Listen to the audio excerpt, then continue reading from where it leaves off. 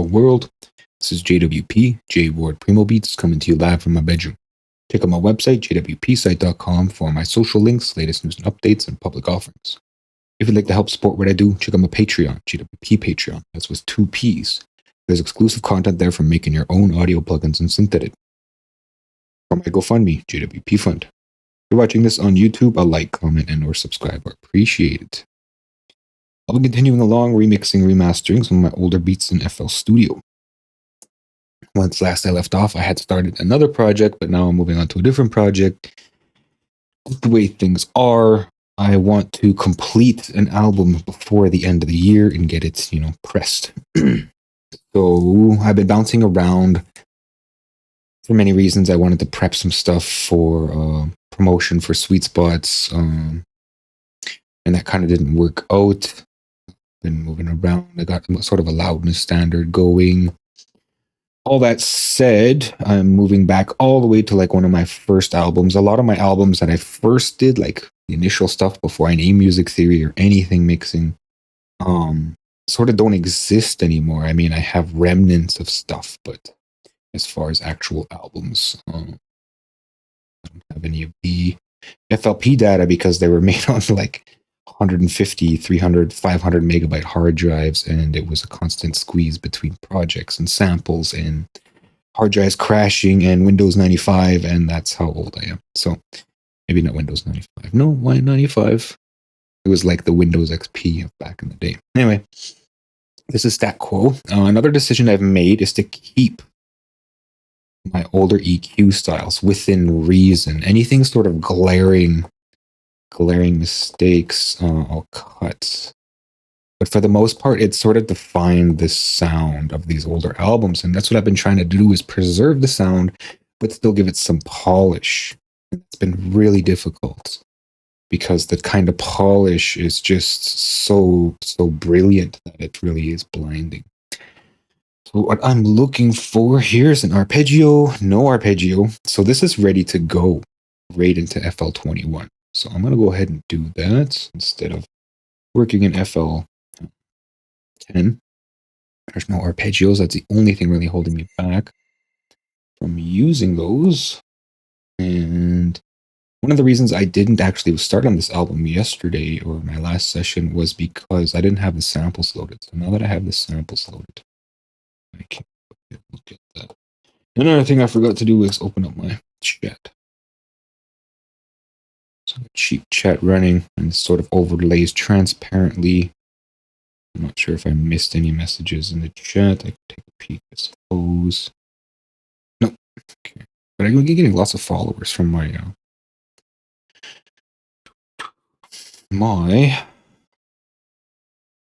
reruns. Okay, so let's just go not a rerun. And that, okay, cool. I just want to make sure it's working. And yeah, so this is this track here. It's quite quiet.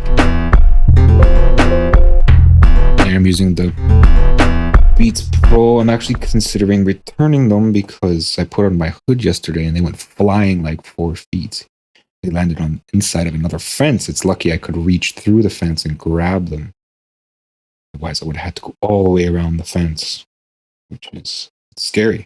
They're really expensive headphones, and yeah, they don't fit my ears. At least they don't hold as much as I want. So I'm thinking of going to grab. Hopefully, they'll refund them. It says that they will. I'm going to grab. Look at that, eh? I'm going to grab Back to Shure, and they have sort of this inline wireless thing. Shure. What is it? I don't know, 315. There it is there. Let's go 315 wireless. Second spell. Self-delay soothing headphones. And they have sort of like a wireless band. I know I should be focusing on music right now, but it's exciting. Sort of get new things. I really like these, that they sound okay. They sound decent, especially with what's it called? Conditioning. My media player has headphone conditioning. That's why I got to stick to these sort of specific headphones. Look at that, eh? Is that what it looks like? No, it's Aonic. Aonic. I don't know why. It doesn't real reason. But it's just like a straight band sort of thing like this. Right here. And that's how the wireless component looks, which I'd prefer, right? So this is the wired one. This actually broke on me. It lasted about a year. In order to get my warranty, they had me chop it up and they sent me in the mail. And when they sent me in the mail, they didn't put my address on it, just my postal code. So yeah, Perlator is having trouble to get it to me anyway. So this is what the wireless component looks like. And I hope those don't unplug. It's kind of scary. But anyway, they're much better than a single bud that, can easily just get lost and roll away. At least they're wired to each other. And these buds themselves, the drivers, can be upgraded. So I have the 215 right now, and they just pop off, and then you can go. I'm going to be planning moving to the 315s, and it goes all the way up, right? It goes all up to like $1,000 headphones, not the Amazon. So I'm hoping that I can buy the what are the SE15? Amazon SE15. I'm hoping I can buy the wireless component separate, because if that breaks down, then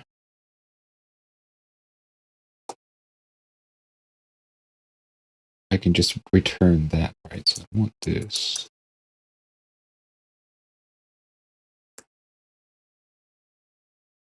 Okay, so that's what the wireless adapter looks like.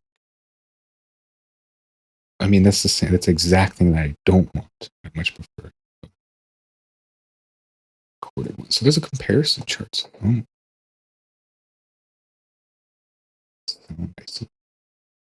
That's interesting. But what I'm looking for.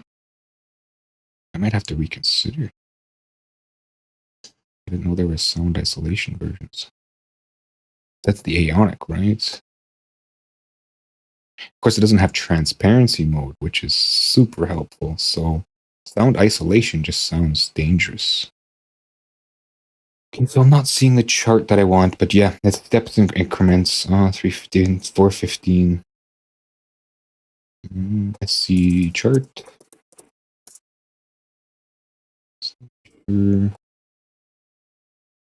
Oh, that's the ones I have. There's a chart.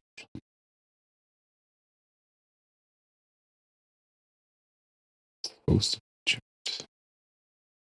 Okay, so I gotta get out of this anyway, but yeah. So the higher the number, it's pretty much $1 per.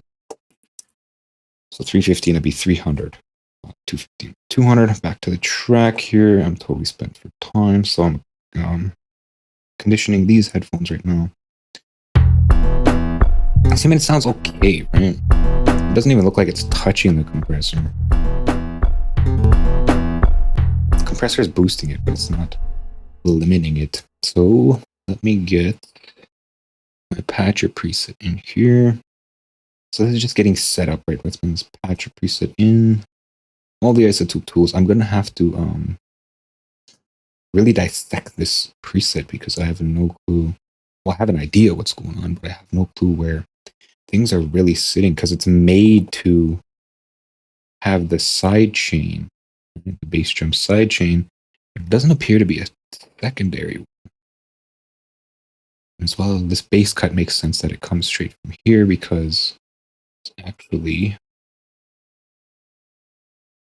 writing on MIDI. It's like it's missing its connection. Like I said, lots to do still. And then inside here we have a neutron and a relay. Okay, so one of the questions I had too is, can they see each other? Consistent, balance, next. They can. That's insane. That's crazy that they can see each other. So I'm pretty sure the relay is made for the de-esser. Every track has an individual de-esser. That much.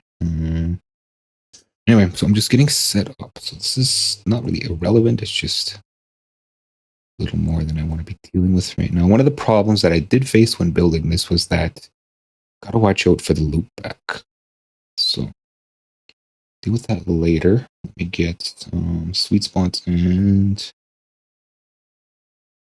snare. What is this thing? Put a shaker. Okay, so this is bass drum. This bass drum looks like there's only one.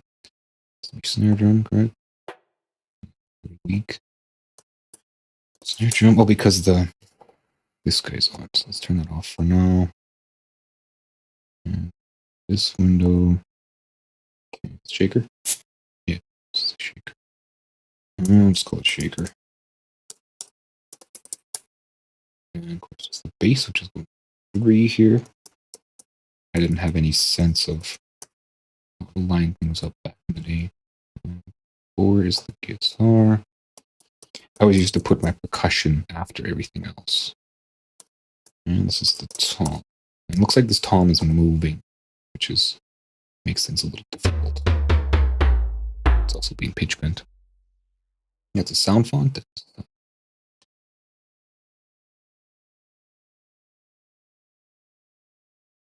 All right, so beyond all that, these lanky compressors. I mean, they work, but they're kind of dirty. Some frequency shifters happening.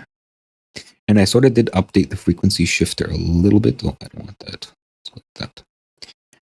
By update, as you can see, I lost my text file. By update, I just mean that I went in and I picked this list instead of the other list. This synthetic is called pop-up list. And the other list I had was just list entry. So which scales on and it puts a little arrow at the bottom and it's just horrid to use. So yeah, that's in. Snare drum, yes. Bring one in for snare drum because as I shift the bass drum or any drums, I kind of want to comparably shift the other drums. Toms, no, because they're a tuned percussion for the most part. So yeah, I'll just have to move the notes around if I want to change the notes. And from there, I suppose I can look at sweet spots. Get sweet spots in. This is specifically for, as I said, I don't want to touch too much. For sweet spots is specifically for doing the bass cleaning. So, bass drum. Just getting this set up for next session. Of course, I'm going to need like 3 toms, right? 3 tom sends. Kick drum. Always look for bass drum. It's always kick drum. So that's not 100% what the difference is between kick drum and bass drum. However, I do believe that the kick drum is sort of like a band instrument, like a rock band or drum kit type instrument, whereas the bass drum is sort of a marching band instrument. Okay. This guitar. And as I said, not too much is going to happen with this. Maybe I'll boost some fundamentals. That's about it. Oh, stop moving around. Okay. And guitar. This is electric. It's acoustic. Okay. BMYK coming through. Steel string. Okay. So, acoustic guitar. No real reason I'm loading these in specifically. Something to fiddle with later, I suppose. I might even consider moving them into the patcher, but I just don't have the time. Maybe like next album. And they can sort of sit inside here, and I can put the controls here, right? That tone and speed and stuff still. I prefer to use sweet spots as I know really what's going on. And as I said, I'm going to need 3 for toms, so I'll just ignore toms for now. Shaker. That'd be like a cymbal. Cymbal. I don't have specifically a percussion. Okay, so that's all set up. All toms. Do I really want to split right now? Maybe. Toms as well are kind of considering using them cutting. They cut the bass and the guitar.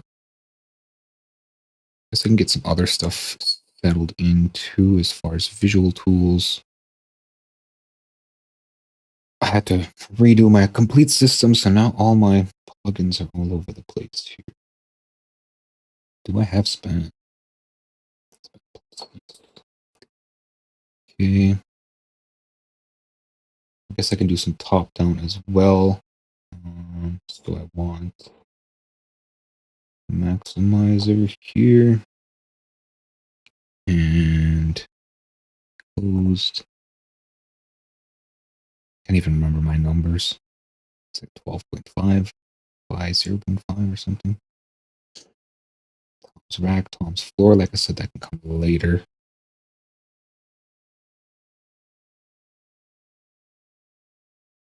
Insight.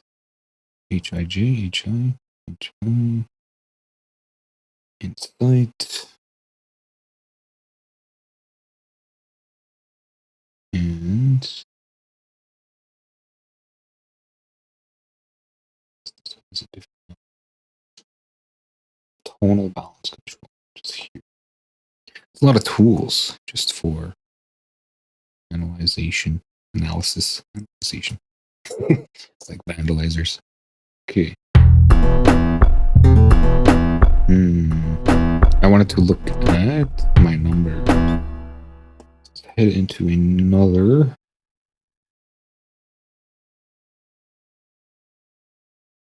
It was 12.5 by 0.5. Right?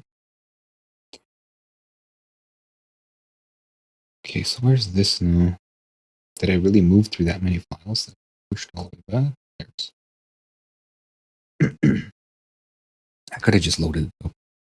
I forgot that it's a preset. Okay, so I have it at 13.5 by 1.5. It's still pretty steep though. 13.5 by 1.5. But I want them close to each other as possible, right? And then when I boost them to where I want them, it's yeah. Okay, so as well, what is this? Most low latency. IRC1. So because it's the oldest, I'm gonna like take advantage of sort of the different things happening and this. Take advantage of the different IRCs and use the different versions for different albums and progress through them just to get a different feel for them. Honored, then we'll learn, and then we'll go.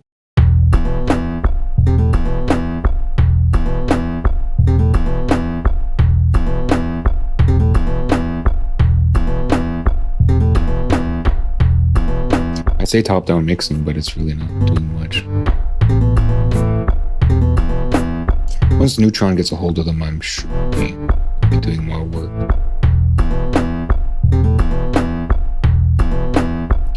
Looks like it's where it's going to be. What does Insight say?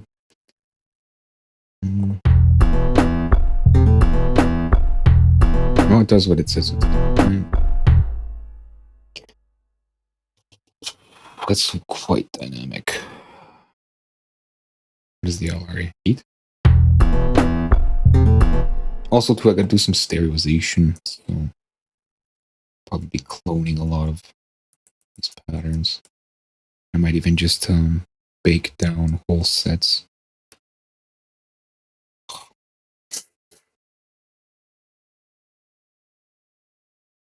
I wish I had like more tools for like note to pan triggers. Even the bass, I really want to start moving around and then just take advantage of sweet spots to center things. Moving it around, there's like 2 notes. E and G and A.